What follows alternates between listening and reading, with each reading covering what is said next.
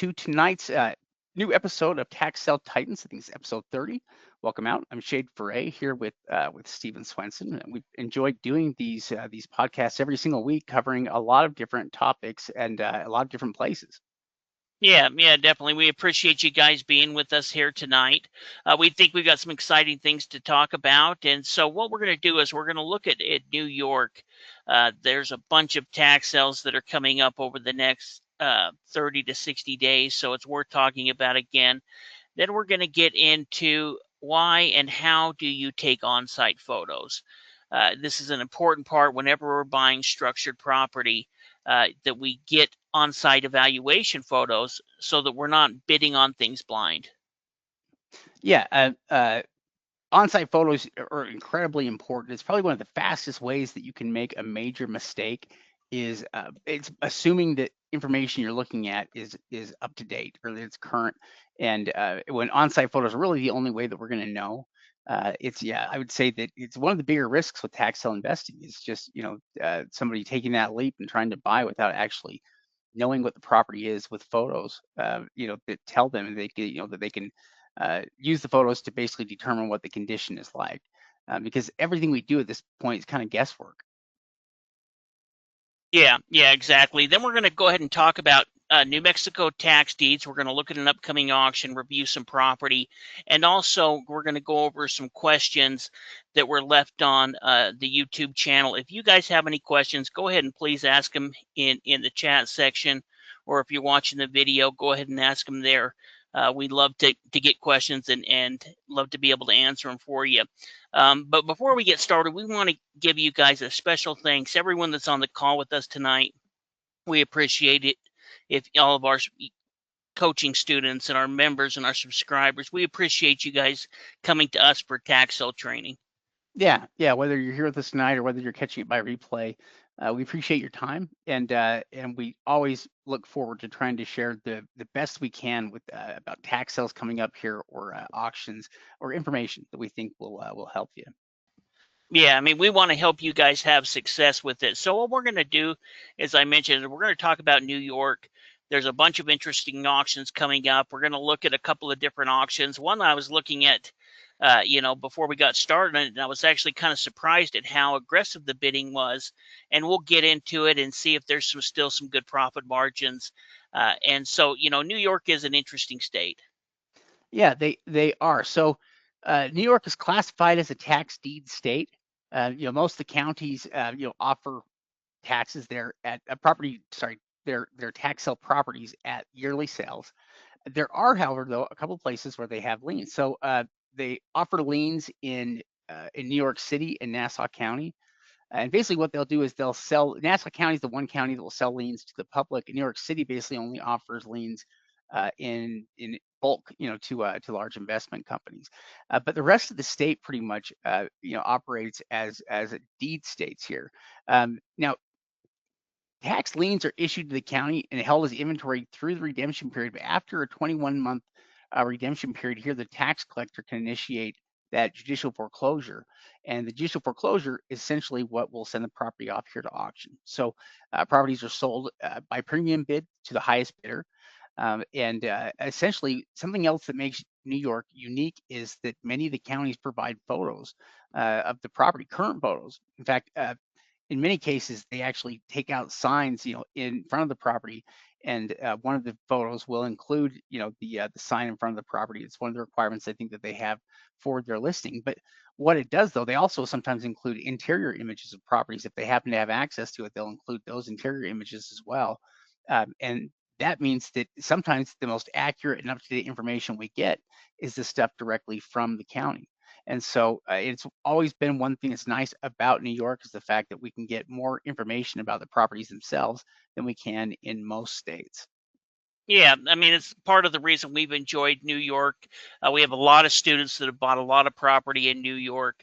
Now, many of the auctions have moved online. Now, there still is counties that are holding on-site auctions, but most of them moved online. Another thing that's happened is there's still some counties that will offer over the counter, but many of the counties have started implementing land banks. So these land banks, they're taking the property that don't sell the tax sale, and the land bank is distributing. So that's kind of something that's unique that's happening within New York. In fact, we've actually gone with realtors when we thought we were going out and looking at on-market deals, and come to find out that they were actually land bank properties, and that's part of the reason why they were selling them for a discount. Yeah, let me just get this handed off here to you. Sounds good.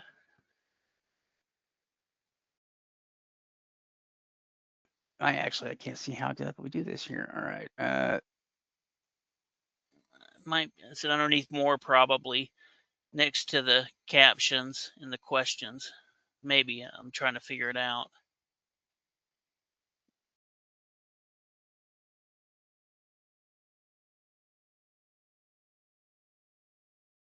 I don't know why they go and move all this stuff here, trying to make it. I don't know if they're trying to make it easier to use here, but it certainly doesn't seem like it's making it easier here.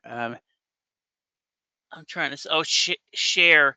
Right next to the camera is a share button. You see that? The mic camera share. Does that work for you? Uh, not to hand it over. Huh. I don't know. Let me just look. I mean, it can't be this hard here. Let's see. Oh, there we go. Give remote control. Okay. Oh, there we go. I think that did it right. Now that Can you should. see my screen? We should be able to here. Hold on, let me. Because now my little, oh, there it is behind it. Okay. This is, sorry about this, guys. They changed everything on us. Hopefully you can see my screen, because I Oh, you know can't. what? Hold on. Let me turn off sharing here on my end. For some reason, that does not seem to help here. Let me. Now, how about you try? Can you share now? No, I don't have any ability at all to do anything. The share button is like all blacked out. Oh, there we We're go. I mean, I'm we making you the can't. presenter. Here we go. Okay. Yeah, there we go. That should do it. Yeah, that looks more normal. All right. Sorry about that, guys. We're trying to figure out this new system. It's not quite as easy as the old one. So what we're going to talk about is we're going to talk about New York, and we're going to look at a couple of different deals. Now, the first of these deals, I don't know what to do with it. In fact, if you guys can think of what you could do with these three different church properties, let us know. I'm kind of interested, but I would think that it would probably be better to convert it, but maybe, maybe some church would go in there and take it. But I almost think some type of nonprofit, because it almost looks like there could be homes or something attached to it, or like living space. Yeah, these are pretty big buildings that sold for fairly low prices here compared to what they're assessed at. So this property sold for what, 80,000 or so, 80, 90,000? Yeah, 88,000. And it sold for 88,000. What were they valuing at? Was that 400 about? Yeah, about 400. Is it about their assessed value on it? But they're humongous in terms of their size and their square footage. You know, they're big buildings. And I don't know. Yeah, I think they're not all churches. I mean, some of them are churches here, but I think I can't imagine that they're all just church open space for church. They've got to be used for something else. Yeah, you can see one thing they do is provides a few notes. you know, Previously used as a church, being sold with the connected two-story brick building on St. Agnes as well. And you can and an attached garage on this lot. But you can kind of see, there's one of the properties, there's the other one, and then here's, the big property itself. But I just thought whenever we see these kind of properties, it's kind of interesting. I'm interested to hear what somebody's going to do. And one thing we were talking about, I don't know, it was a couple of weeks ago, right after the auction happened with our coaching students, is it looks to be that these were different buyers, and they're all kind of connected together. You can see how big it is. Yeah, that is one thing that's kind of interesting is that all three of these properties, are connected essentially. It's like they're kind of all part of the same campus or church grounds here in a way, but they were all bought by separate buyers, and so most likely here the properties, if they've been used together up to this point, they'll end up being used separately now, and so I'm sure they'll have different uses now.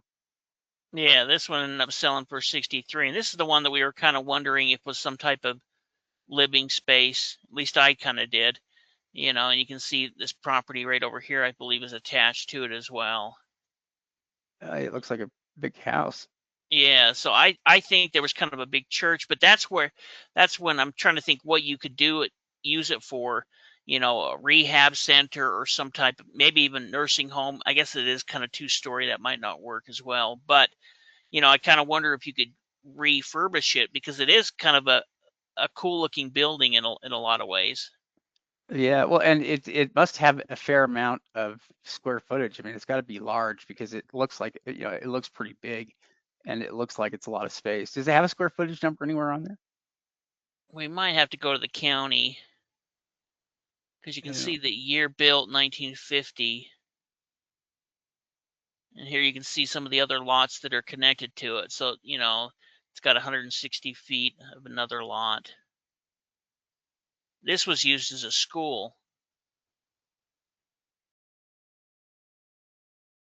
Oh yeah, so it must have a number of rooms. It probably has quite a bit of space. Yeah, and this was the other one that was attached to it as well. It sold for 65. So I just thought it was kind of interesting. I'd love to hear what you guys. So you can see kind of the structures here. It's this big huge building here. Then it was this right here, and then it was this right here. 60,000 is not very much to pay for buildings that big, and you look like they could be used. I mean, some of these buildings look like they're still being used, for things. That condition overall is not too bad, on these. I mean, they look like that they've been cared for most all of their life. Because if they hadn't, they wouldn't even be this good. Oh yeah, there's a for sale sign on. Is that one of the properties? Was that across the street?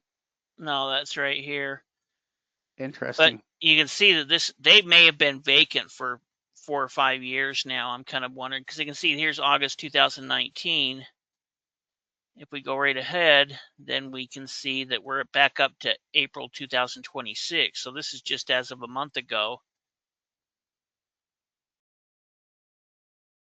But Yeah. somebody's taken a risk. You can see that they've done some type of repair right there, trying to keep any type of issue on. But it's not really kind of the property that we would focus on, but it is kind of interesting to see these type of properties, especially when they sell for pretty cheap. Yeah, well, and at that price point, I don't think it would be very hard. I mean, if you paid 60,000 for the property, uh, I don't think it'd be that hard to monetize that property in a lot of different ways. Whether it is renting the property out to others, or whether it's selling the property, even at the price points they paid for the properties, I think selling them would be very easy. Because they could sell them for low prices if they want, and really what's interesting about a property like that is just all the different potential uses you could have for it, and all the different ways you might be able to make money on the property here by renting it out, and having it used in that way. Yeah, this isn't that great of that great of property at all. But you're looking at a property you picked up for under 14,000.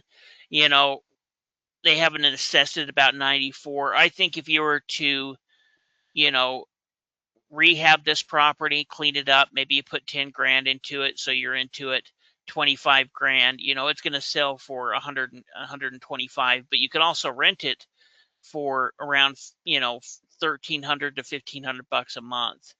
So here we can see this was from a couple of years ago. It was still being lived in at that time back in 2021. So I guess that was, it was 4 or 5 years ago. Yeah, But I mean, yeah. So just 5 years ago, it was being lived in and it got picked up for 14,000. Yeah, I mean, you figure that if you bought it for the 14,000, you put 10,000 into it, so you're into it at 25,000. This is the kind of property that just renting it out, you could pretty much, it would be paying itself off within a year and a half, under 2 years. In under 2 years, it would certainly be paying itself off. And so that is remarkable just because it has the potential to bring in quite a bit of income, compared to how much they're into it. I mean, for a $14,000 property that can bring in roughly probably $1,400 a month, that's remarkable. yeah, in fact, there's kind of a little trailer park over here that comes through this side and along through there. But, so there's kind of trailers within the area. And, you know, I would imagine that there's probably some rental trailers within here as well. So I think it could be, especially, it could be an opportunity that you could just turn around and flip. I mean, they picked it up for 14 grand. Even if they turn around and sold it for 35 grand or 40 grand, you could still make a quick flip on it without doing anything. Yeah, I mean, when you buy it that cheap, you've got a lot of options there, and yeah, they do have that option where they can fix stuff if they want it, and uh, the real value of the property. Well, so you could turn around and probably make 20,000 on it, if you wanted just in your purchase of it, or you could look to try to turn the property into a long-term rental and see if you can monetize that because it has the potential to bring in about 20,000 a year. So compared to to what you paid for it to its value, I mean, really, it has quite a bit of income potential for a property. All those properties do as well. The ones that are valued at 120,000 or so, but can rent out for 1,500 a month, they have more income potential, than well, they have more income potential than the value of the properties would suggest. Yeah, this one ended up selling for 35,000. I kind of wondered, why they paid a little bit more for it. They're showing it's valued at around 100 grand. But when I was looking at some of the similar homes out here within the area, I think that this could be a little bit underassessed. But it's kind of interesting when you see some properties that you get a couple people that, and part of that may have to do with, you can see some newer siding on it. Yeah, they look like vinyl windows from here, and also Yeah, I that was thinking outer that too. outer door. Yeah, like so somebody went through and did a remodel on the property and installed new windows and stuff on it. So it's probably been updated or has like newer stuff and at least much updated from its original build date. These are probably things that happened in the last 10 or 20 years. Yeah, that's kind of what I was thinking as well. They couldn't quite go up the street to get the street view of it. That would have been nice if we could. Now here's an auction that they didn't have a lot of properties and the bidding was pretty aggressive. And so when I first looked at these, usually we don't see properties sell for more than 100 grand in many of the New York counties. Now, there's exceptions to that. We've seen in Syracuse and some of the bigger cities where it's got a little bit more competitive. But I thought this was kind of interesting. I mean, you can see this piece. I couldn't believe how much the land was selling for. And when you look into property values in the area, it makes a little bit more sense. But that one sold for 76,000. Oh, it didn't sell, it had an opening Oh, bid, right? yeah, they didn't get a bid. That makes sense. Now I was like, man, because I didn't look into them, but I thought, you know, this So one even right here. even for a condo though, for 300,000, that first one is like 329 is quite a bit for for just a regular condo unit. Yeah, yeah, it is quite a bit. Let me go ahead and click on it. It must be pretty good, highly valued properties there. Yeah, yeah, I think we should look more into it. You can see, that it's a two-story, built in 1987. It's 1,600 square feet, two-bedroom, two-bath. They say that it's occupied, and they do provide us some photos. Now, one thing we talk about condos a lot with our students, with condos, that's kind of the one exception. We're going to talk about doing on-site evaluations here in a minute. This may be the one type of exception, especially if it's an inside condo, where we're not going to do a on-site evaluation on it. But here we can at least get an idea of the door and where it's located. It's probably this story and this up story here. Yeah, well, and these images from the sale, maybe some of the better images we could get. They might be new enough here for us, and it wouldn't necessarily tell us a whole lot. And how close can we get there? That's It's going to be back end here, I believe, Yeah, so we could send somebody by if we wanted, or to go by it. could be over here on this side actually. As I'm looking at it, that's more of the color of it. Yeah, what is nice though is that we can get a view here for what the neighborhood is like, in that area. It does kind of look like, yeah, real estate values are pretty high there, because you've got nice properties. That's a nice property too. Yeah, well, you can see all of these townhomes within here. This one right here. So it's worth. Here's one. This isn't the exact one, but it's right next to it, and it's the same two-bedroom, two-bath. So they're valuing it at 837,000. This one here is only a one-bedroom, one-bath. And it's smaller, but in the same park area, or it's in the same, building complex that, sold for 522. So, picking it up at 329,000 sounds like a lot of money, and it is a lot of money. But when you're looking at a property value and let's say it's worth 800,000, well, that's where it starts making a little bit more sense as to why somebody would pick this up, especially knowing that they're not going to have to worry about the things that we worry about the most, being the foundation, being the roof. Really, it's just going to be rehabbing the interior. Yeah, which you've got a limited amount of square footage on it, only 1,600 square feet that you would need to do that with. And there's a lot of potential profitability built into the property if that's what they're selling for. If you've got properties they're selling in excess of 600,000, then there's quite a bit of profitability. And it makes sense as to why they would pay, 329 for it. Yeah, especially if it's worth double that, then that Oh, absolutely makes sense. it's worth even more than double because I mean this one here is just the one bedroom. Here's the two bedroom that's pretty much the exact same unit within the complex, and they're all valued at over 800 grand. They didn't have all of the units, but any of these ones that are, the two bedroom, two bath, they're all valued over 800 grand. So even if they put in, $100,000 into it, or let's say, they're at 329, and let's say they put $70,000 rehabbing the interior, that's reasonable. You could do a decent job with when you're not worrying about anything other than the interior of it. They're into it 400 grand. They sell it for 800 grand. That's additional $400,000 worth of potential profit on it. Yeah, it's still a chance there to double up their money, and that's a lot of profitability, especially for a condo. Yeah, that's incredible. Yeah. This next one didn't get a bid on it. Oh, really? At 556, huh? No bid. Yeah. And this one is a Yeah. house. It's this house right here.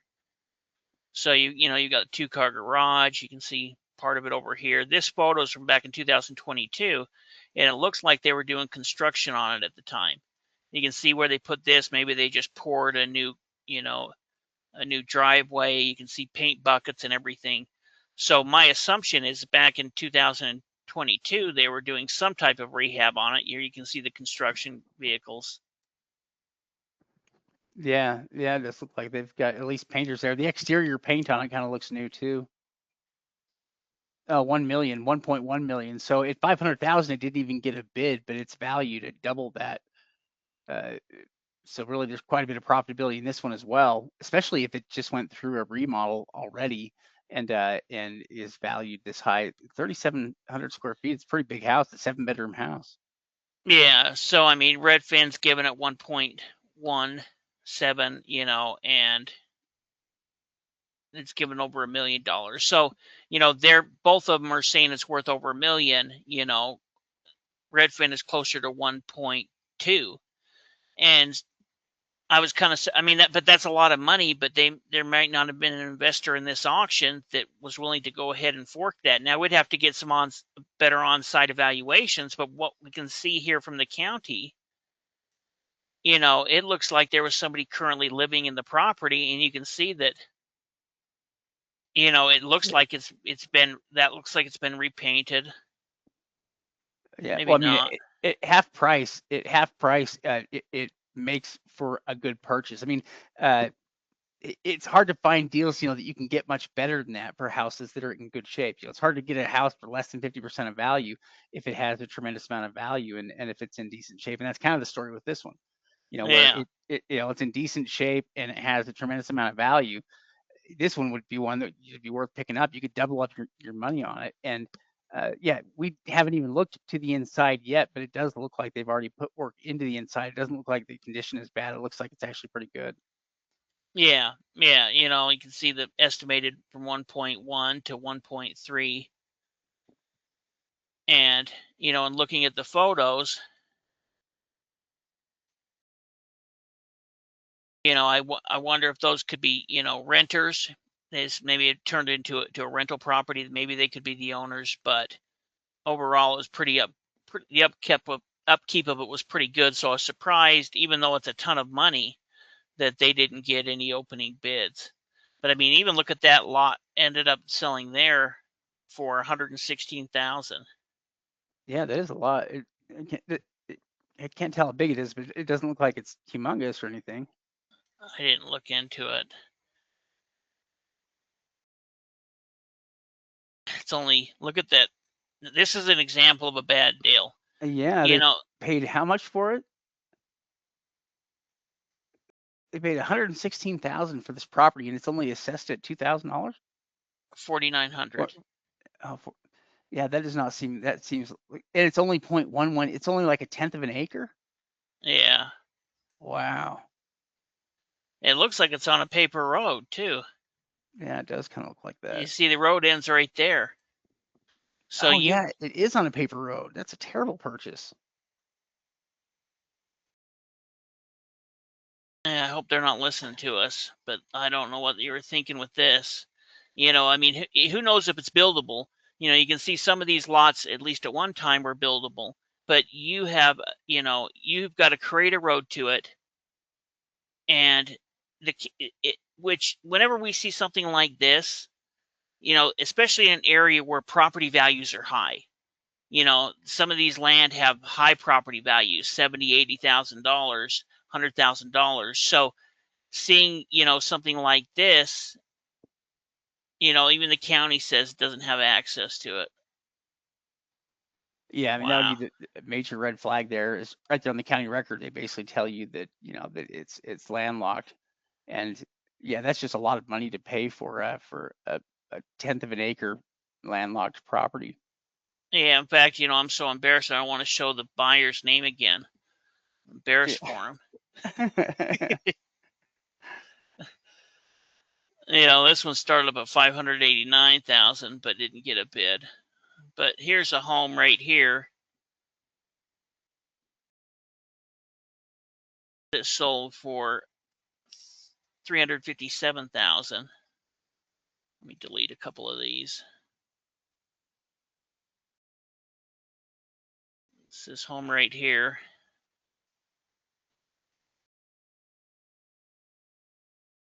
Oh, and so 519 is what they estimate the value at. Yeah. Wow,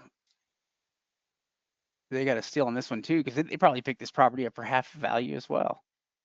Yeah, close to it. You can see they're valued at about 672. And so, they picked it up for about half of the property value. It needs a little bit of work, but you can see how somebody can look at this from an investment standpoint, especially if you got the capital to do it. Where, I pick it up for 357.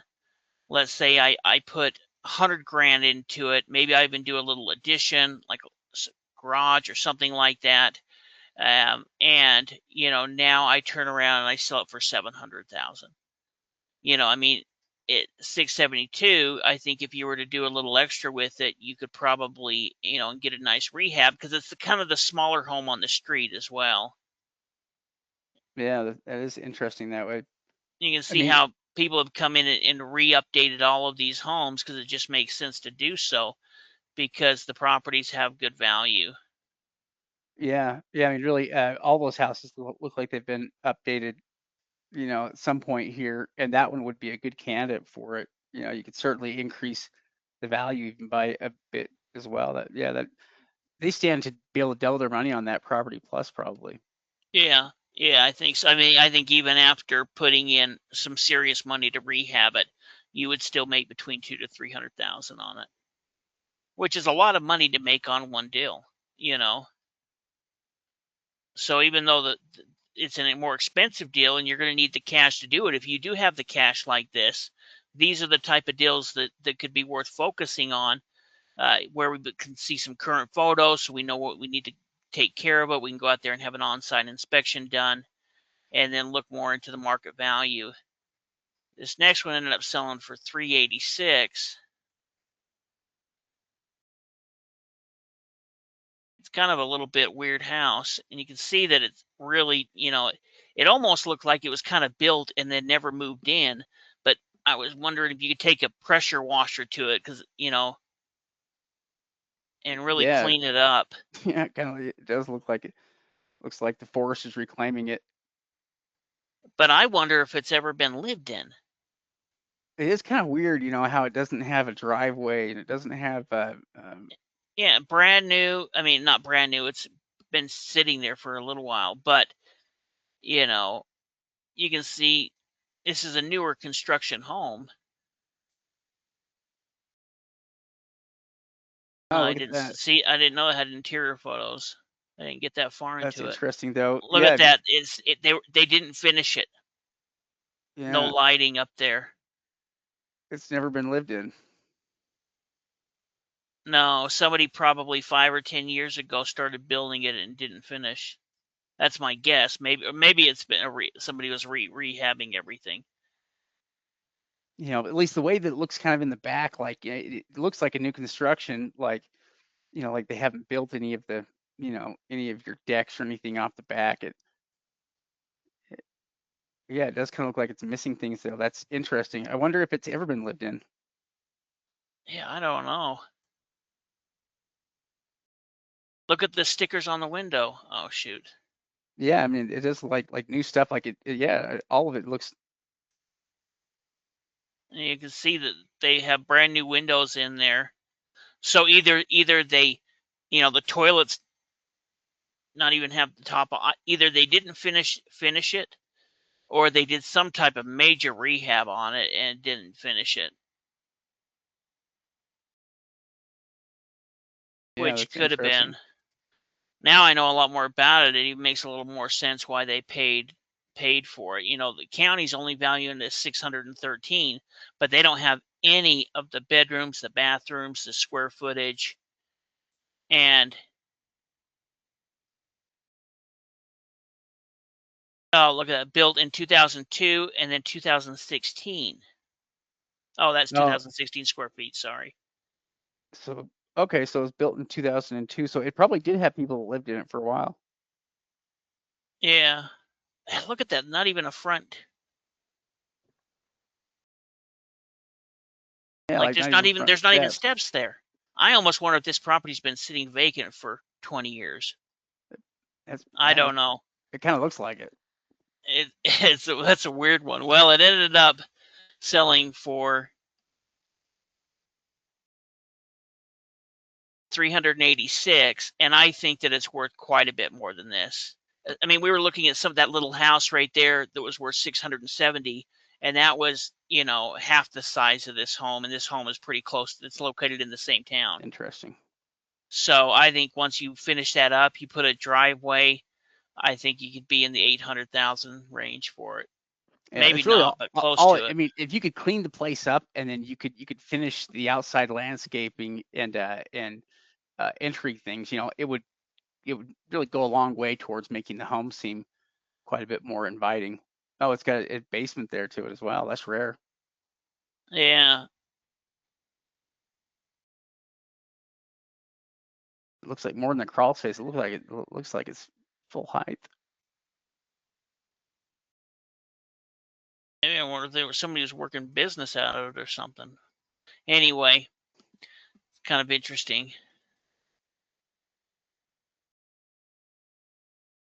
Yeah, those are interesting results. Here's an auction that was taking place this last month. There was a bunch of land in here that sold for pretty cheap. I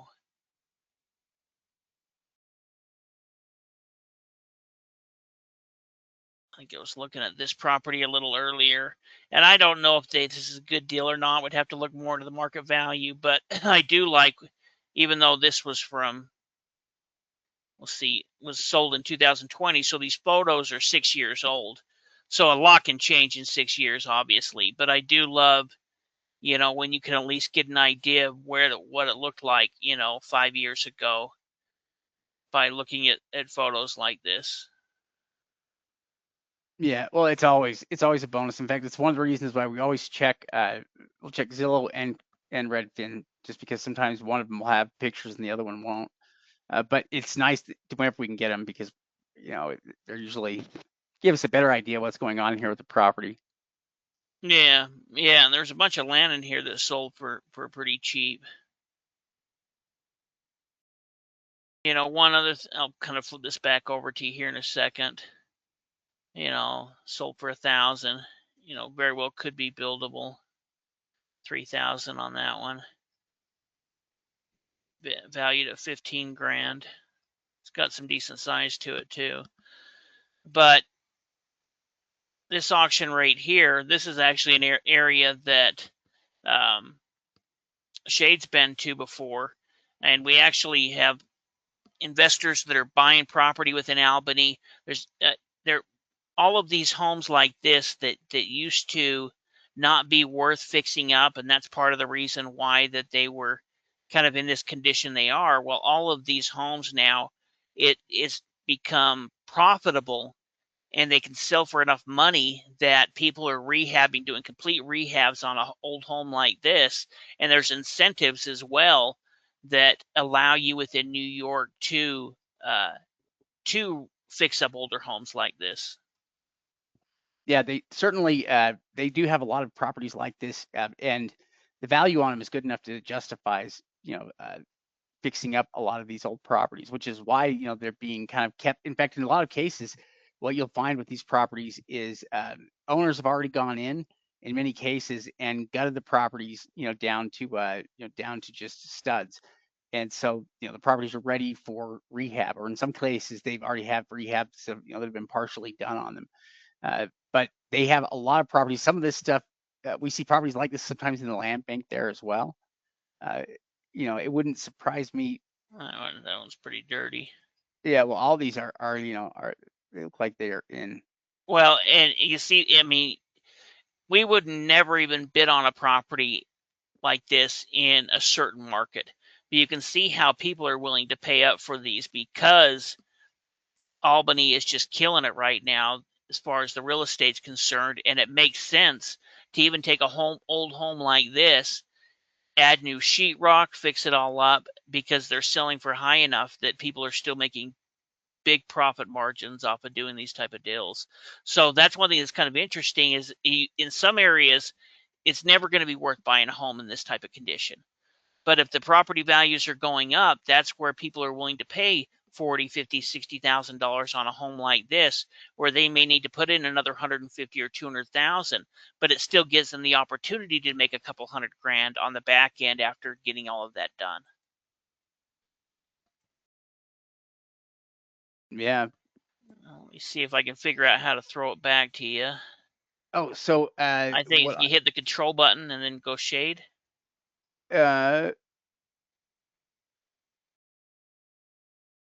Yeah, actually, so what I did was oh, there we go. Take remote control. Actually, so what you actually have to do is, if you see my name, you see the dots next to my name under people. If you click on that, then underneath there you can make presenter, and that's what you want to do is click on make presenter. Okay. Oh my goodness. Hopefully I can get it back to you. So I can, if I have a control button, I can hit And I don't think and that see, and it's not taking control. I think that's something different. Or at least it doesn't seem to change anything here for me. I think what you want to do is if you can see the people, like the organizers, like if you can pull up the people and you see me, you can click on the dots next to my name there, and oh my goodness. I hope I can get this back to you because I don't see any okay, go dots to the next to your part where it name. says people. You see where the people, like, can you see where we've got everybody on the webinar? Oh, okay. Let me see. Okay, Yeah. and then, so go and you find me, and then the dots next to my name there, Okay. Okay. Give remote control, send chat or, message. make presenter. How?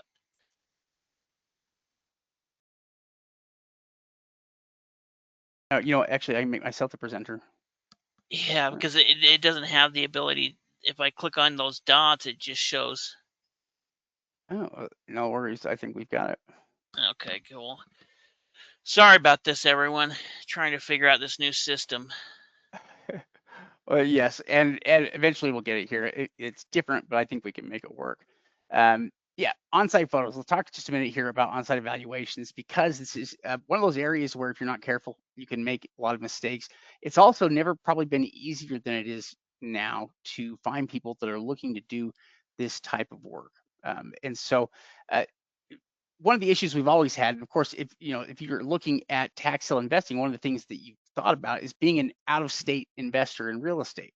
And it's possible to do now. It's something that's actually pretty easy to do now with all the different online resources that exist. But when we're preparing for a tax sale, it's tempting sometimes to use online information in order to determine the condition of a property. And the problem is that that information is just not correct. We always have to perform on-site evaluations. So as out-of-state investors, rather than going there ourselves, obviously, we can hire somebody to go out there and take photos of the property that can help us determine, what the condition currently looks like with the property, and if there's things that we need to be worried about. What kind of condition is it in? How much work is it going to need? Because we're going to use the information we get from the photos in order to kind of set our max bids if we're going to end up bidding on the property. Yeah, in fact, it doesn't happen very often. I can only think of a couple of times in the last 15 years, but I can think of students that, came to us and bought a property, without getting an on-site evaluation. Well, did you get an on-site evaluation? No. Did your coach or did we tell you to? Yes. And we were able to help them with the situation as best as we can. Luckily, they didn't pay a lot for it, but you always have to have an on-site evaluation. Like Shade said, there's so many opportunities. There's so many different ways that you can find people that isn't going to cost you an arm and a leg to send out there. It's worth it to spend 50 or 100 or even $200 if they've got to drive past a lot of properties to get photos of those properties. That extra little upfront money is going to save you in the long run from making a serious mistake and losing big money.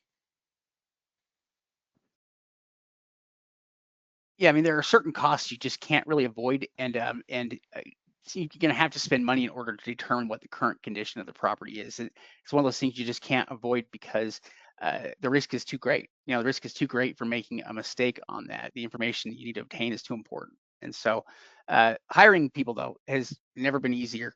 Like Steve was saying, there are a lot of ways that we can find people to do this. There are a lot of people on classified services that are looking for work like this that they can do. So that's one easy way that we found here to find people. There's actually services that go out and take photos of properties now, that are popping up and they're usable. And so that's something else that has started to become more common. Um, there's a number of places that you can hire. We like to place listings in classified services there in the area because you tend to get people that are already looking for work in classified areas. And so, and what's also nice is that in our listing, we can pretty well give them the information that they need in order to determine if they're interested in doing this kind of work. And usually they can determine that just fine, and we can provide the list, all of the addresses and instructions here for them that will simplify their job a little bit and help them understand what we need from them. But lots of different potential people it could be. If you already have been working in an area, that makes it that much easier because you may already have people in place, like like somebody handling the landscaping and the grass cutting, or somebody kind of like a handyman you could hire to do this. Anybody that's local to the area there could be a good resource for you, and essentially they kind of end up being the first team member that you start to bring on for that project. Yeah, I mean, hiring from the classifieds is usually going to be the cheapest. In fact, on our weekly webinar, we teach about how to geo map those properties and create the route and send them a Google route where they'll take them from one property to the next so that we can determine how much we're willing to pay them because we know how many miles it's going to take and how long it's going to take. There is an advantage if we can find a good handyman because we can say, okay, we're looking at buying these properties, and if we are able to pick one up, you've got somebody already on the line that can go out and change the locks, that can start cleaning it up, that can start removing it, removing stuff off of the property and helping you decide what your strategy is going to be, include taking interior photos as they're going through that. And so if we are able to find a good handyman, we'll use them even if it costs us a little bit more, because also they're going to have a level of expertise. They're going to be able to look at things like the roof or the foundation or what they're able to see from the cover. I always say, in this case, we do have to judge the book by the cover many times, unless we're looking at auctions like in New York, where we can see interior photos, and that just gives us additional information. But that's really what we're trying to determine, is we're trying to get as much information as we can before making an investment. And with structured property, we just can't judge the online evaluation. Just like we were looking there, we saw some of those street views could be 5 years old, and a lot can change within 5 years or even 5 months. Yeah, in fact, we need to make sure that we're getting new pictures here of the property. Now, hiring somebody also can be somewhat confusing for them a bit. And we've made the mistake before of not providing adequate instructions to the people taking the photos. And when that happens, the results are generally not good. And when I say, the results are not good, it meaning that a lot of times you don't really get photos back that are all that usable for helping you determine the property condition. And so they end up being a total waste. And so one of the things that you can do is educate the person that you're going to have take the photos a bit.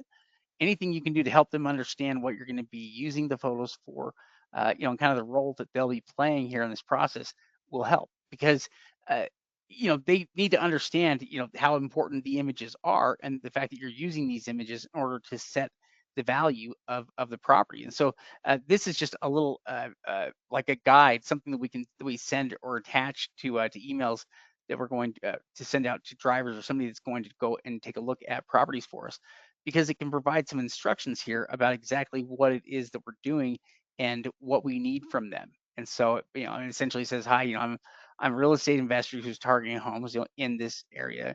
Um, you know, I am out of state, unable to visit properties in person to evaluate the condition. And, I'll be using the photographs you take to identify potential issues with the homes and to estimate the cost of repairs.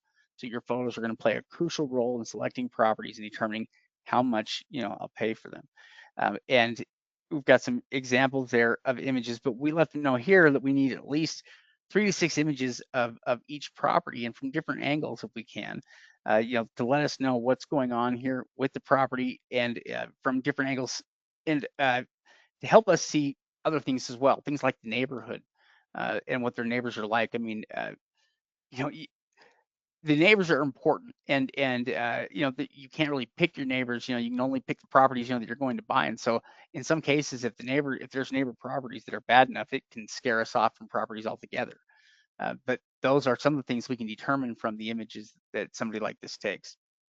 Yeah, yeah, yeah, exactly. In fact, when we're talking with our members, we recommend even putting some of the requirements there within the listing. So if you're going to be doing a Craigslist listing, looking for a potential somebody you could hire to take photographs, well, we may say we're going to need photos of, we're going to need 3 to 6 photos of each property, including, the sides, the front, the roof, and so even when they're calling you, they've got an idea of what they're going to need to do. Like Shade said, we've had times, especially in the past years ago, and it's the reason why we educate the person taking photos, and even sometimes we'll offer them a bonus if they are able to take real good photos. Hey, if you do a great job and the photos turn out the way that I hope they will, I'll give you an extra $30 on top of it, or Venmo it to you. We want to incentivize them to be able to take good photos, because we've had some where it was completely useless for us. So they went out there, and it's almost like they just drove past as quick as they could and take a photo. If they have the ability, even taking a short video can be incredibly helpful for us as well. Almost everyone's going to have that available there on their phone. And so really they just need phone and transportation, and they can go take photos for you and email you that information. So it's just become so much easier now to be able to do this. Yeah, I mean, there's a lot of things that they can do to kind of go above and beyond. Like, for instance, videos are incredibly helpful. Um, but the other thing may need to help them understand is uh, a like a property information system, for the photos. In other words, it's not just enough to take a photos of the properties that we need, but we need some way to identify what that photo is an image of. To kind of identify what I mean, because you take a lot of photos, it can get pretty confusing about what you have images of and what you don't. And so we also try to implement some type of a system that allows us to know what the next series of pictures are going to be for. And it's usually something tied to something like the a property number, auction number, or like the parcel number. Something like that, will help us understand a little bit better about what's going on here. And so we use property information boards or images all the time, or we might just write down numbers on a piece of paper that help us kind of identify what the next batch of pictures is going to be, an image of. But we need the individual taking the photos to be kind of familiar with what we're talking about here, because they're the ones that are going to kind of help us keep track of this and make sure it's organized. Yeah, yeah, exactly. In fact, sometimes we'll even include a photo of the property. So we'll just open up a Word doc, we'll put the address down, and then we'll take a screenshot of the photo from Google Street Views and include that so that they know what the house looks like. Sometimes, if the address isn't very clear, we've got back photos that are of the house next door, and so we found it pretty easy to be able to do is just to open up a Word doc, put the address there, take a screenshot, put the photo there on the Word doc, and have a list there that we can send them in a PDF. So as they're driving and looking at the address, they can look there at the photo and make sure it's the right home. That way you don't get photos of the house next door and you're doing an on-site evaluation on the house next door when it's actually, you're doing an evaluation on the wrong home. Yeah, providing a photo of the property can be incredibly helpful for the driver, just because there are lots of places where finding addresses is not quite as simple as it is today for us. And oftentimes now we can just listen to the phone and it will tell us and point us to exactly where the property is at. But we don't always have those capabilities. In fact, sometimes we lose internet access in general trying to get out in some of these areas to get information about these properties. Anything that the driver can provide to us here is going to be very helpful. And at the same time, we also understand that this is not something they can spend too much time on. And so it's a matter of trying to make the most of your money, trying to make sure that you're sending them out there on good properties to review, and also enough properties so that if you have some redemptions occur, you suddenly don't have any inventory. You want to have enough properties you're looking at here so that you can account for some of those redemptions that do occur. Um, the other thing is just having them focus on any damage they see specifically. That can be very helpful too, because if they get there and they notice certain problems with the property, they can take an extra image or two of those, and that will help us kind of identify that there is an issue there that we need to worry about, or we would need to account for. And honestly, some properties, it's almost impossible to get images of any of this stuff. There are some properties, my least favorite properties there to go and look at are the ones that have, there are some properties that have, that are sitting very far back here on driveways, that could be a half mile to a mile long. You just cannot get into an area where you can see anything about the property here, without basically driving up their driveway. And so yeah, we run into properties all the time though, and providing something like a photo of the property can save us a lot of headache there. It can save the driver a lot of time in helping them identify the right properties, and it can save us the headache of having a driver take an image of the wrong property, because we've had that happen before as well, where we're preparing for a sale under the assumption that the property we're looking at is actually something different than what it is. Yeah. One thing we'll also um, talk to the photographer or the route runner for us about is looking for any homes that are vacant that might have open doors or windows. If the home is vacant and the front door is open, that is a major risk, on that particular property. Or if we see that a bunch of the windows are broken on an older home or on a property and it looks like it's been vacant. Now, if the window's down and there's a car in the driveway, that's not something that we're going to be worried about. But if it is vacant, be sure to, look for any of that information. And if the home is vacant, we should be able to spend a little bit more time there as well, or they should be able to take a couple of more photos because we're not essentially crouching on anyone that's living in the home right then.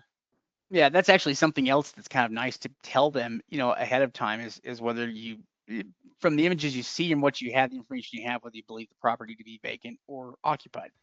And again, it doesn't have to be right every time, but just a kind of a guess can help. But yeah, the quickest way that you can lose a lot of money in a tax sale is to buy a home sight unseen, or based on old information, that's online that's no longer relevant or no longer applicable to the property. It's a very easy way to make a huge mistake. So the easiest way around that is just to make sure you don't buy anything, without at least having some pictures taken of it ahead of time, just to make sure that you don't make one of those types of mistakes because things can change overnight with the property. Properties can burn down, trees can fall over. So many different things can happen that would affect the value that we just can't risk it. That the property is still in the exact same shape it was in the time from the photos that we saw. Yeah, I must not change that slide. We're going to be looking at New Mexico now. Hopefully, the Yeah, next slide will talk about New Mexico. yes, it is. Yes, we're going to be looking at New Mexico. New Mexico is classified as a tax deed state. So they basically wait out a redemption period here, where the county will then foreclose on properties and offer them up at auction. So most of the counties conduct their sales by oral bids, and in fact, I believe most of them are still in-person sales as well. Um, they use premium bidding, which is like many other states that we've seen. Payments obviously due immediately. One thing that's unique though about New Mexico is their judicial foreclosure is not exactly the same. Mortgages have the ability to survive the foreclosure process in New Mexico. And so that's not necessarily meaning that they're not good opportunities, because there can be, but we do need to account for things like a mortgage.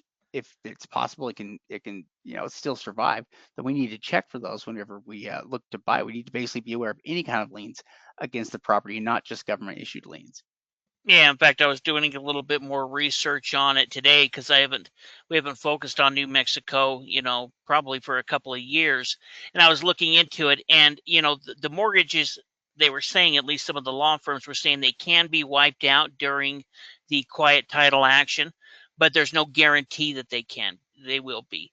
And so because of that, it's definitely something we're going to look into. Now, the good thing about tax sale properties is most of them aren't going to have mortgages, because if there was some type of bank loan on it, the bank would be informed that the property is going to get sold. And if the bank sees any value in the property, they're going to go ahead and make sure that they get that paid so that they don't lose their investment into it. But in most cases, there isn't going to be mortgages on a property, especially if it's going to the tax sale. So a lot of the properties aren't going to have them. But we need to keep that in mind. So when we're researching Florida or most other states, if there's a mortgage on the property, we don't put a lot of research into it because it's probably already been paid off for an old mortgage to begin with. But if we do see mortgages here in New Mexico, we need to go ahead and check more into those properties, because it could still stick to the mortgage after the sale of it. Yeah, let's see here. So what we're going to do now is we are going to we're going to take a look at the sale coming up here in New Mexico. It's for Colfax County. Is that right? Yeah, and one thing as well is that the auction list are all going to go to the state's website.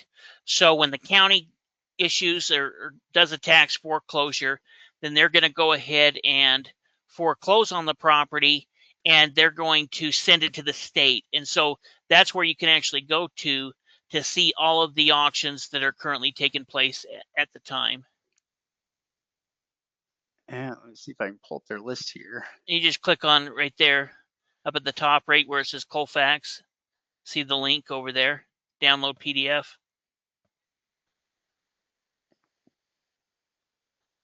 And it looks like it's loading up here for us.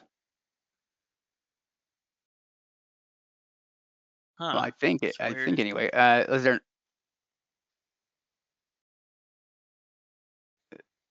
Yeah, for some reason. Let's see here. Is there another way here? I've got a download of it. I downloaded it earlier. I could email it over to you. Yeah, let's try that here.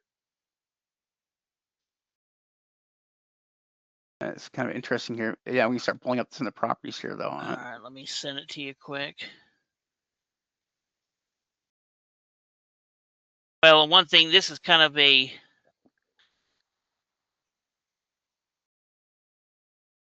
mostly what they have are land on a majority of these, but it is kind of interesting to look into. I don't know why the list isn't working, but I just emailed it over to you.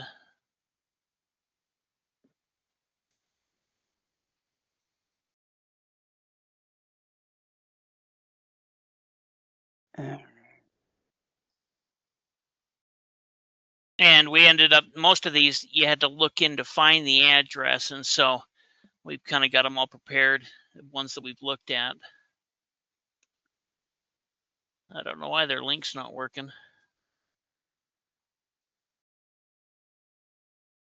Okay, there we go. Pull over here. Okay, here we go. So let me just enlarge this a little bit here. It's an interesting list style. You know, kind of like the old lists have been here for a long time. So they've got their list rules that are there, and then they have their inventory that will start. And it starts right here. So we've got each one of our properties here. And we can see opening bid amount, you know, for these at, you know, 4,400, 4,500 here. And they have the legal description listed. Yeah, underneath the simple description, you can kind of see what some of them are on: El Camino, Cheerful Way, you know, Vel Loop. But well, that first one that I did a little research on was number 6, I believe.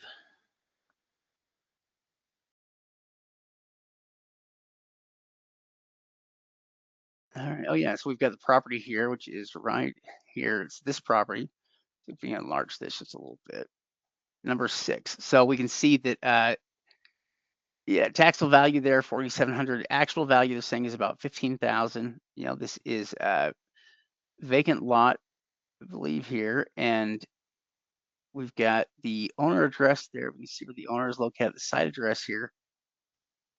Oh my See where goodness, I didn't even see that till now. Click on that GIS button. I was looking everywhere for them. Oh, it didn't pull up anything, or did it? it just pulled Oh, up it this just pulled up thing. the photo. Okay. I was thinking I researched this whole list and had to find where in the bend on this road to figure out which lot it was to do on Google. And I saw that GIS button. I thought, oh my goodness, did they have? Because I looked everywhere, I couldn't find GIS for this county, and so you know that's kind of a little bit obnoxious. But you know, still by looking at the name and kind of what they had, you kind of figure out where the property is located. So you can see Uh, it's kind of on this loop right around here. yeah, you did a pretty good job here. You know, so yeah, we can see it's like it's a second property in on that loop. Yeah, in fact, if you go and look back at Google and you were to click on just the overhead map, you can kind of see the lot lines, you know, where it says layers. There we go. So there's our property line there for it. It is right across the street from this Starshine Lodge. Yeah, and this is actually right up near the ski resorts. So this is all kind of up in the mountains. You know, if you were to kind of scroll up, you can see the ski resort up there to the right. Yeah, yeah, they've got their lifts right there. That's interesting. Oh, yeah, so that's actually a pretty nice property. We can see a nice lot, and it looks like it's a usable size. Uh, at Yeah, least it looks. all of these I think are in some type of HOA or POA. You know, we can click on some of the comps that are right around this lot. So 72,000 here. One at 50. This one's 1 acre, and You know, one thing that's obnoxious about this area is this is that lodge across the way. So whenever we're looking at property and we can't get a street view of it, we'll try to see is there any homes in the area, because as you start looking through the photos, you can many times get a glimpse of the lot across the street or close to it or the one next to it through some of the photos. So that at least gives us a better idea if we can't get some type of on-site photo. So you can kind of see the road down there below and you know the property there to yeah, right there to the left. yeah, that is pretty interesting. But no street side image here. Obviously, I think we've just I got dirt roads here, right? You can go down there and click on it. Some of them did. Some of them do have street views, and some of them don't. Yeah, this one didn't. Uh, But that's part of the reason I looked at the home across the street to see if I could get a kind of an idea. Is it semi flat? Is it the middle of a hill? but you can see that the property's valued around 50 to 70,000, pretty close to this particular lot. Yeah, that is interesting. All right, let's see here. For number 8, property number 8, we're looking at. Let's see what this is. It's kind of the same thing, very similar. If you go over on the left-hand side, you can click on the land detail and see what size it is. Some of them are going to be bigger than others. So this one's, about what, sixth an 32,000 acre. square feet, right? Yeah. Yeah, so it's not quite an acre. It's probably 3/4 of an acre or more, a little bit.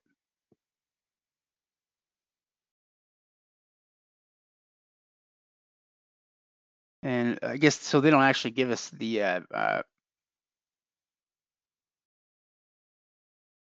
Can't actually see a map on this one, can we? And I'll go back to the account summary.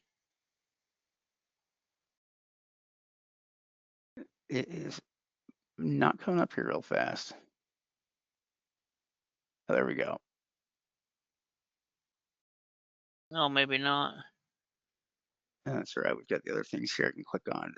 So we can see the property. So here is the property location right there. This one does have an old street side image here for it, but there's the location here. Let's go to some comps here on it.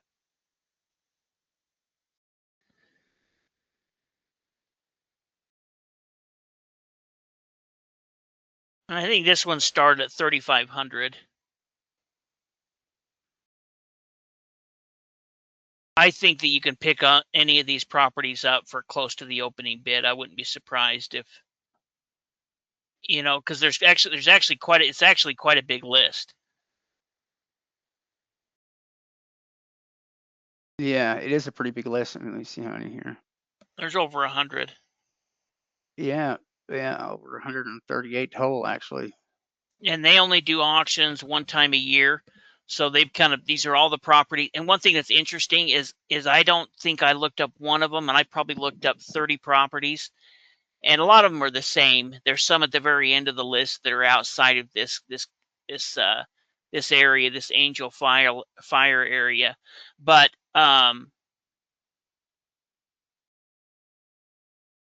they're all out of state investors.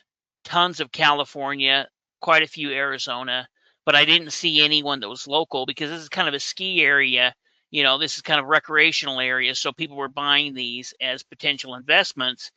Didn't do anything for it, with it for 5 or 10 years, and just said, hey, I don't want to pay another 10 grand on it, or 5 grand or whatever it is as far as back taxes, and then are essentially kind of walking away with them.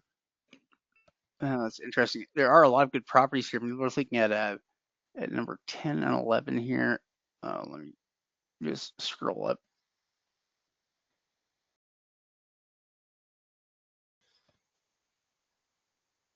Yeah, so 10 and 11. So 10 has a $15,000 minimum bid amount. Let's click on the information here for it.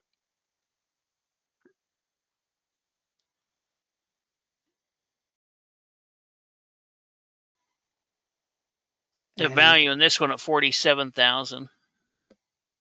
Yeah, they are. So I mean, that was kind of interesting. What's kind of interesting is, there is some correlation to what their opening bid amount is versus the assessed value, but I saw some that were opening at 3,500 that had a $30,000 or $40,000 assessed value. So, I'm not quite sure exactly, what's included within all those property taxes if they've been holding them for more than a year or so. So if I were going to be bidding at this auction, I would go through and evaluate which ones are in areas that properties are selling, and this one was quite a bit bigger at almost 2 acres. And so as you get into the 2, the 4, the 6 acre sizes, they seem to be selling for higher prices. Interesting. Well, it's interesting too. So the other property pulled up here is this one right here has a low opening bid amount. I think number 11, at least 3,600 opening compared to the 15,000. The value is still decent on it though. Well, and they're both on the same street. Go back and click on some of the comps.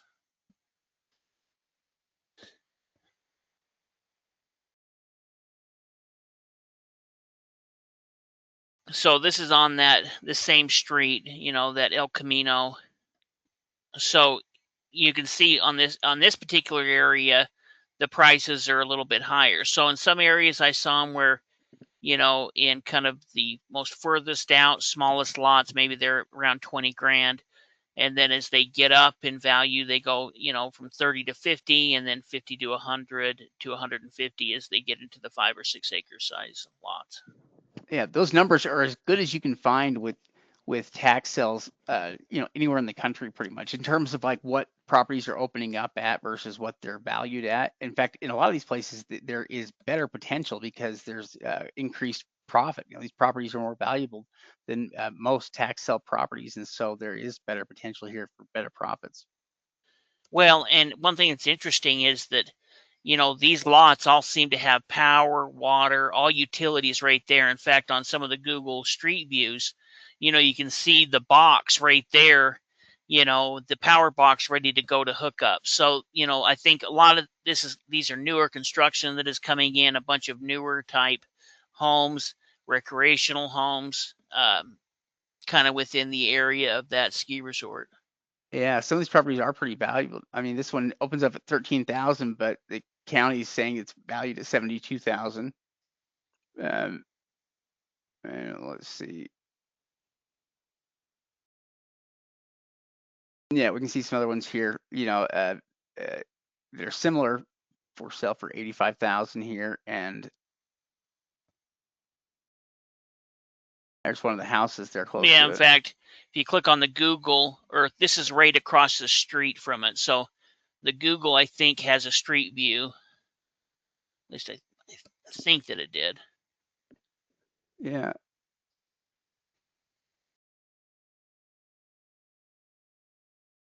it's a neighbor property here then. Yeah. That bigger property is actually just kind of up around the bend a little bit, but it's not too far away. Oh, that is interesting. All these sales at 23, 26.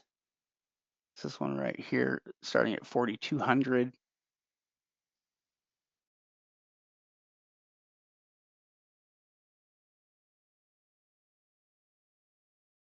And yeah, it is kind of interesting how the amounts don't necessarily follow any real formula for values. Like this one, they value it at about 15,000. Opening bid amount on this one is similar to the other properties there that are valued at, much higher than that. And so, yeah, it's kind of interesting here where each one of these ones falls, like 36. Yeah. Well, and looking into some of the comps that are around there, you can kind of see where some of the areas are selling for higher prices, and there's some that may only have an $18,000 assessed value, but they're in areas where the properties are selling for quite a bit more than that. This is actually a pretty big lot. You can see the size of it there. Yeah, 6.3 acres, on this one. It starts at 25,000, but yeah, it is quite a bit bigger. And we can see here's 5 acres for 124, and yeah, 5 acres there for 125. And so really, yeah, this is probably a $125,000 to $150,000 lot, starting at 25. Yeah, it's quite a bit higher opening bid amount, but even within there, if these that's a lot, you could probably easily make 50,000 on it pretty easily. Yeah. Oh, dang.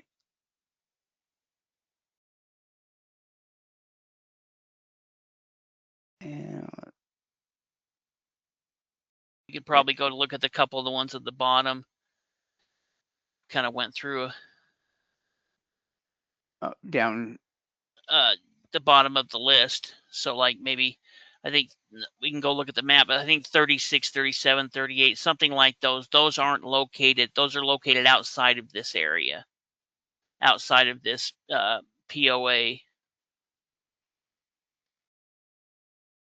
Yeah, let's see, 136. Let's look at that one and see what that is real quick. The 136 is this one right here. This one actually opens up for $800. Yeah. A lot less. Let's pull it up here on the records. And this is valued at 21,000. So the value on it is pretty good here on Lake Street. Yeah, I've got it where it's located there on Google. And so this is going to be, outside of this big area where all of the other lots were at. In fact, you can scroll up. Yeah, I believe this is close to Eagle Nest, New Mexico. The town's more to the right. Yeah. Kind of right there on the lake. I mean, yeah, considering this starts at $800, very low opening bid amount, considering for properties that are valued at 30,000 plus. It looks like These other two are homes that are right across the street. So there was only one lot for sale in that little. You can see how small that little subdivision was. yeah, So there's only one lot of 35,000, but then there was these two homes that are located right next to them. One selling for 174, and that's probably what, if we were to buy this lot and we wanted to put on and make it into a structured property, we'd probably look at it either bringing on a used trailer or a manufactured home, because you can see that they're selling for, even old ones, a single wide selling for 120. yeah.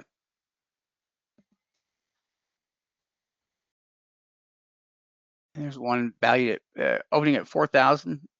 Looks like it's valued at 16,000 here. Well, you can see that one's got residential improvement down there and non-residential improvement. Yeah, it does.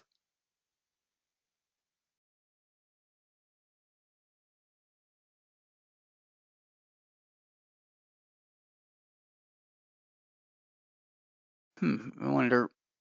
You can do street view. Just click back on it again.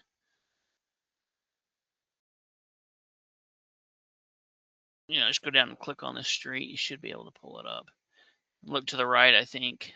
It's this old structure right here. Oh, this one right here. No, right there. Yeah.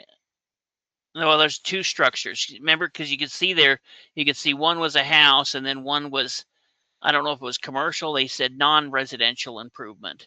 So, I mean, obviously this is an old junked up house, but I was looking for anything that was outside of the, Yeah. and the values of the homes in that area are pretty good. I don't know if it'd be worth rehabbing or not. Oh, the properties are, I mean, not bad, at least for the money. Most of these have pretty good profitability built into them. Pretty decent properties in general. Yeah, this one has a lot of value. 33,000, considering it's opening up for so low. This one also has residential improvement listed. Yeah, 29,000. This is a home. Oh, that's interesting. It doesn't start too high price No, wise. Yeah, you can see that's comparable here. right up there, 116. So if you're scrolling, you can see it's that little yellow or tan house. Yeah. So it's not opening for very much. If you were there locally, I'd probably be one that I would go take an on-site evaluation on and bid on it. Yeah, I mean, it does start pretty low, such a low amount. That's interesting with these sales. It's a much bigger sale than I expected. I didn't think they would have 130 properties like that. Well, it has to do with that. If you look at the size of that, I'll bet that there's 10,000 lots. I don't know how many, but there's a lot of lots up there within that ski resort community. And so because there's so many lots, that's what a majority of these properties are, except for 5 or 6 properties at the very bottom of the list. They're all located within this area. And you got to think that there's majority of people are paying the HOA fee, keeping the lot. But because there's so many of them within there, they're just based on the pure numbers. There's going to be a group of those. Let's say they have 5,000 or 10,000 of these lots within that community. There's going to be 50 or 100 of them each year that are just willing to quit paying their property taxes on it, quit paying the HOA fee, and just let it go because they're tired of paying on it. And so I think that's kind of where you see a bigger list like this, is based off the fact that there's so many lots uh, in that community. Interesting. Yeah, it is a pretty interesting place.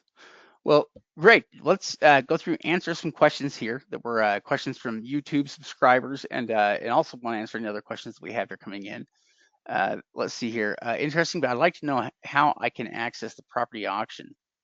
Yeah, I wonder which auction they were talking about here. There's so many different auction providers now that I think it was a New Hampshire auction oh, that was they it? were asking about, but really, we research all of those auctions and put them available on our calendar. Or you could go to New Hampshire and, start looking at all the individual cities. One thing that's unique about an area like New Hampshire is the tax sales are going to be sold through through the cities and towns versus on a county level.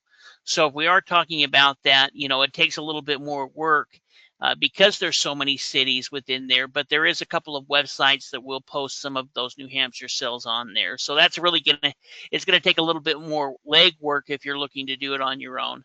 Yeah, let's see. How do you assign a tax certificate safely? Now, I wonder if what they're talking about there is your ability to sell or assign the certificate from one person to another. Like Yeah. that is something that you can do. You can sell a lien. You don't necessarily have to wait for it to redeem. Liens can be resold and assigned to other individuals. That is something that can be done. And I think the main priority there is just making sure you get paid for it. Just because again, the lien is still a lien, it's still active and has that power, so that you'll either be able to pursue foreclosure on it or it will redeem. But the main thing is just getting the information recorded so that you can transfer it over. Well, and looking into the laws within that area.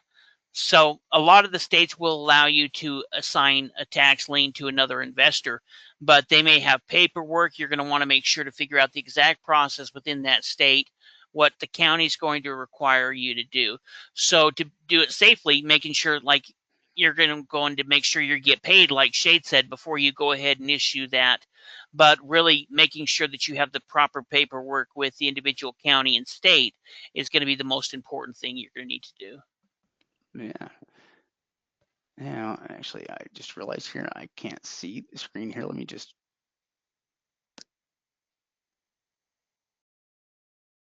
Oh, hold on.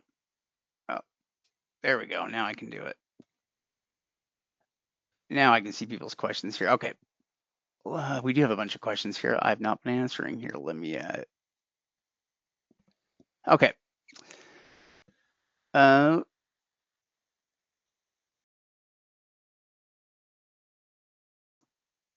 So I've done BPOs for valuation companies and had strict requirements for property photos, similar, let me see here.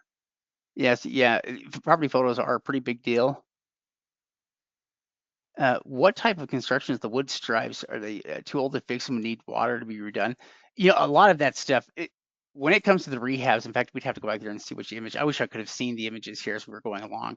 It's terrible here that I couldn't see those because on some of those properties, yeah, they're complete rehabs we were looking at. A lot of the stuff, everything on the inside is gutted. You know, in comparison, there are some of those land bank properties and some of those old properties that are not quite as bad and they have, they're a little bit more salvageable from that one. But yeah, the ones that we looked at there in New York were a little bit rough. And then Yeah. Dan was wondering, how do you get rid of that land, like that bad purchase? That one that we were talking about here, where it seemed like they overpaid. That's probably the biggest problem is they just overpaid by so much. I don't know what you can do with it. Yeah, yeah. Unless they know something that we don't know, you know, it just looked like it was and I don't know if it started out at 100 grand. I wouldn't think so. I don't think you'd have property taxes like that. That means you had two people bidding on it. But why? It doesn't make any sense to me unless the only thing I could think of, and it's probably not the case at all, is if the two property owners that bordered that property for whatever reason wanted the homes, and they got into some type of tiff. Otherwise, it doesn't make any sense because it's a small lot and you're talking about a paper road. So would I buy it for $100? Yeah, maybe I'd buy it for $100, but buying it for $100,000, that's a tenth of an acre, that you're going to need to build probably 100-foot road to even access the property through trees, doesn't make a lot of sense. Yeah, you guys had great suggestions for those first properties you were looking at. Some of you were saying indoor gun range. That was a pretty good one, or indoor gym rental. Yeah, Dan was saying it's already handicap accessible, which that is one nice thing about those buildings is they have already had investment put into things like making them handicap accessible. So yeah, they wouldn't have a problem with that. Uh, Private growing school, a bar, rehab center, retreat. All those things are good. Dan is full of good ideas here. Uh, yeah, rehab center or like a retreat center. Any of those would probably work out just great, especially at the price point that they paid for those homes or those for the first three big lots. Any of those ideas would probably be very profitable, for those lots and something to be pretty cool to do with them. Yeah, in fact, that one church is so long, and I think I looked it up when it first came to auction, and they had some old photos in the inside, and it was a big, huge chapel. But that would work for a gun range or an archery range or something like that. It's going to be long enough that you could do it pretty safely, I would think. Yeah, a I big, wonder if you keep the sound down too because of the thick brick walls. yeah, probably. Let's see. I was saying I've heard that maybe 10% of over-the-counter properties can be gems. Any opinion?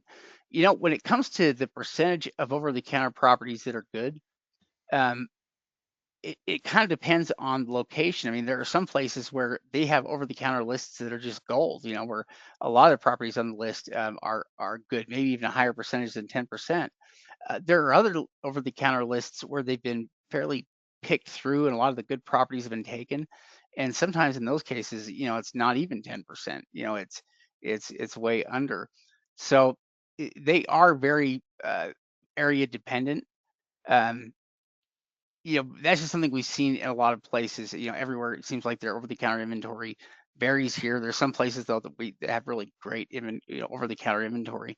In some places, the over-the-counter is almost part of how their systems operate, kind of like Pennsylvania, where they have these upset sale properties after these other sales they've conducted, and there can be great over-the-counter opportunities in those places. There are certain states that still have a lot of over-the-counter inventory, but in general, though, many of them are trying to switch over to online auctions, so they have less over-the-counter inventory to start with. Yeah, I mean, truthfully, 5 or 10 years ago, when we were working with our coaching students, we would always get them started with over the counter.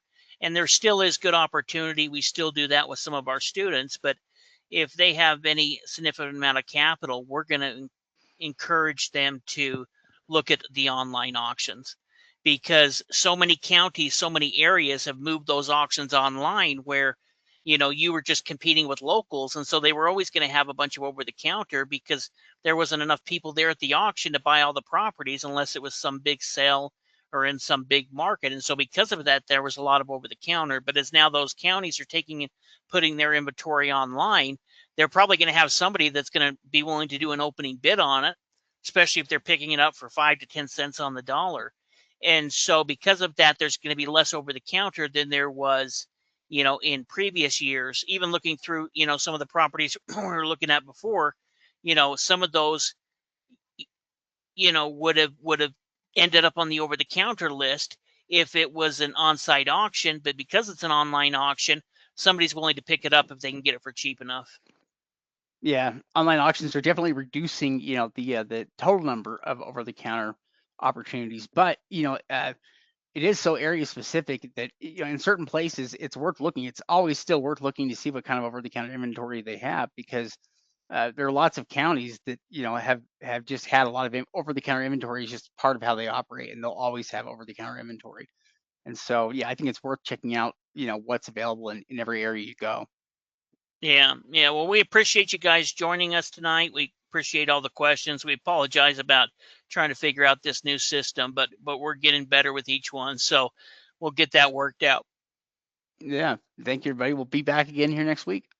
Appreciate it.